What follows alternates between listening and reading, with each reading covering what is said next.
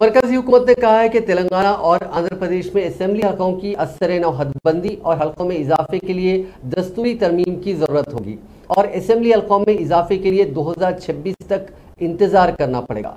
मरकज ने वाजे किया कि उस वक्त तक दोनों रियासतों में असेंबली की सीटों में इजाफा मुमकिन नहीं है। राज्यसभा में बीजेपी के रुकन JVL नरसिम्हा की जानिब से पूछे गए एक सवाल पर मरकजी ममलिकती वजीर बराए दाखिला नित्यानंद राय ने तहरीरी तौर पर यह जवाब दिया। गुज़िश्ता पार्लियामेंट के इजलास में भी मरकजी हुकूमत ने तेलंगाना और आंध्र प्रदेश में असेंबली हकों की तादाद में इजाफे से मुतालिक पूछे गए सवाल पर इसी तरह का जवाब दिया था और वाजे किया था कि फिलफौर दोनों रियासतों में असेंबली हकों की असर-ए-नौ हदबंदी करते हुए हलकों में इजाफे का कोई इरादा नहीं है। मरकज ने कहा था कि दस्तूर के आर्टिकल 170(3) के मुताबिक 2026 के बाद मरदमशुमारी के आदाद-ओ-शुमार जारी किए जाएंगे।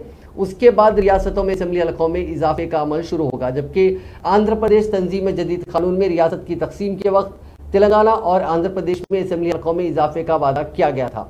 इस कानून के मुताबिक तेलंगाना की 119 सीटों में इजाफा करते हुए 153 और आंध्र प्रदेश की 175 सीटों को इजाफा करते हुए 225 करने का वादा किया गया था।